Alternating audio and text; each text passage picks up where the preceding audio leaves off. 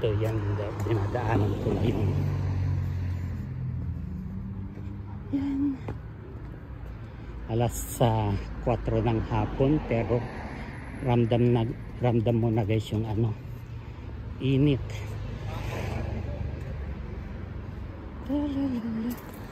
Tignan din yung mga sasakyan dito guys. Oh. Ganyan lang siya nakaparada. Hindi yung nilalagyan ng kumot. Kahit mamahalin, nandyan lang sa mga tabi-tabi. Tulad dito guys. Oh. Yan. Mercedes-Benz yan. Pero nasa tabi lang ng kalsada.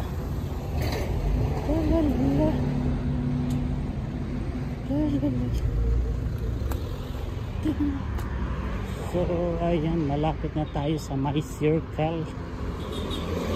Matagal ko nang dinadaanan itong circle na to guys, pero hindi pa ako pumunta ng ano, ng gitna.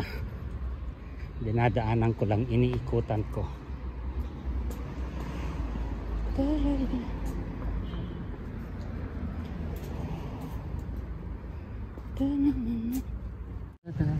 Ito yung circle na sinasabi ko guys. Yan. Dahil mahilig sila sa mga circle.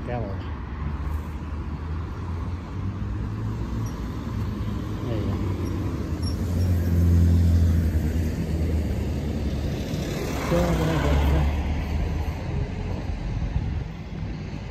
Ayan guys, yung circle na sinasabi ko.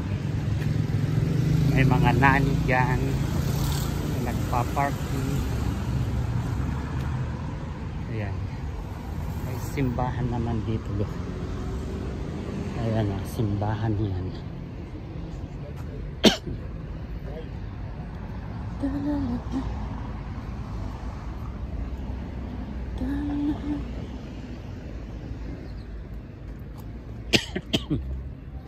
Wala na yung mga upuan dito eh. Dito magpahinga muna tayo dito guys. Ay, ayan. Ganyan ang simbahan dito guys, ng Orthodox yan, hindi Katoliko yan.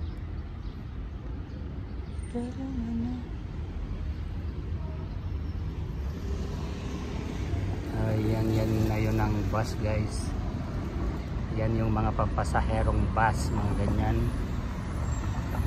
Ayan, dyan tayo gagawin.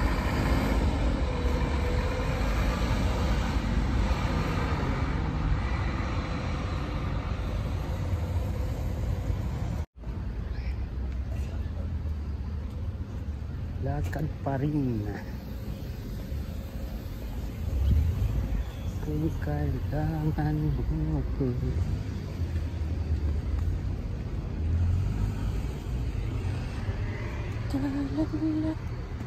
Dadaan tayo sa ano guys, baker shop para ano,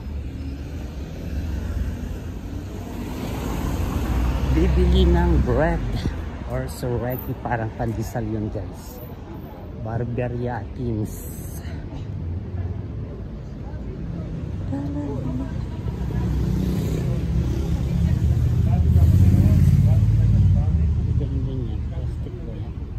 Ganito guys ang tindahan sa kalsada. Hindi katulad sa Pilipinas na tabi-tabi ang bilihan. Ito yung pinakatindahan dito. Ganyan. Hindi ka pwedeng bumili ng ay, may beer pala dito. Ayan guys, oh, ganyan lang ang kanilang ano, tindahan dito.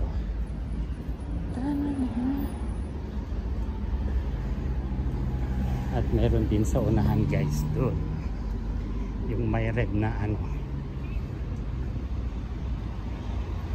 yan ang tinatawag nilang kiosk.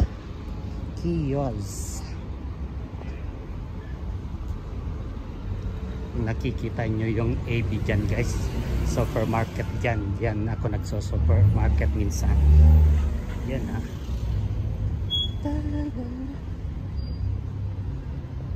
Yan ha. At saka may flower shop naman dito.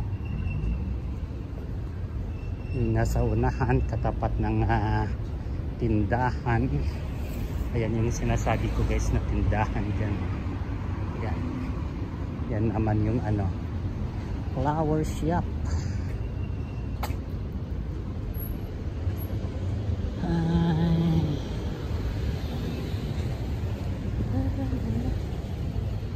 Mamatay na yung basil nila. Ayan guys. Ayan. Ayan guys, so nakabili na tayo ng bread. Duman tayo sa bake shop kanina. So ito na yung nabili natin. Hindi ko lang tinignan kung magkano. Nasa 4 euro siguro ito dahil more than 1 kilo yata. Dahil dito guys per kilo ang bili ng bread. So ayan, nandito tayo sa tabi ng tawag dito Lebanon Embassy. Dito na lang tayo mag shortcut. Ay wag na, meron tayong nakasalubong.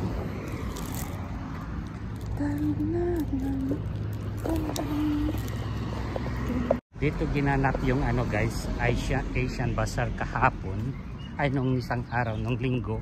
Kaso lang nung papasok ako sa trabaho guys, dadaan na lang ako, sabi ko noon. Kaso lang ano, sarado na sila, puno ng tantito ka nung linggo, Sabado at Linggo. Pero ngayon wala na, dahil 2 days lang guys ang pinayagan na pwede silang magtinda dyan ng mga Asian product. Hindi ko lang alam kung saan ginanap yung ano, Labor Day ng mga Pilipino guys. Wala yata. Napagod ako guys. Ayan ang mga bahay ito guys. Laking bahay. Malayo pa tayo guys sa pupuntahan natin. Doon pa sa dulo. Ayan, naglat.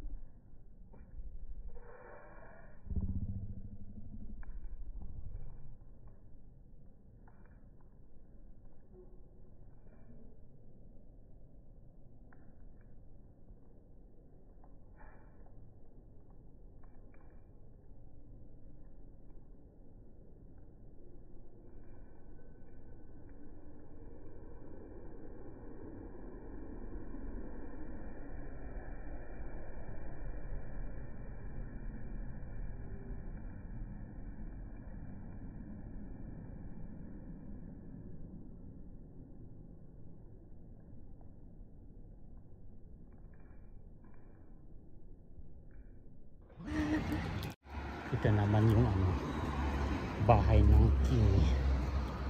Nakakamera lahat guys ang paligid.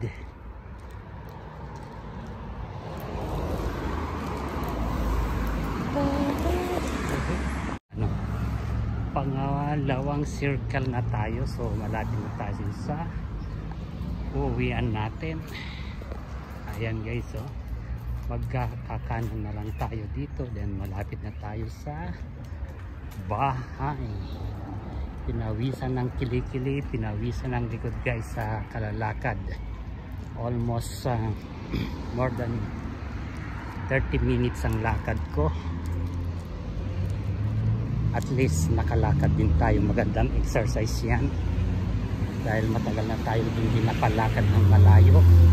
Nung ano na lang yata, nung may marathon.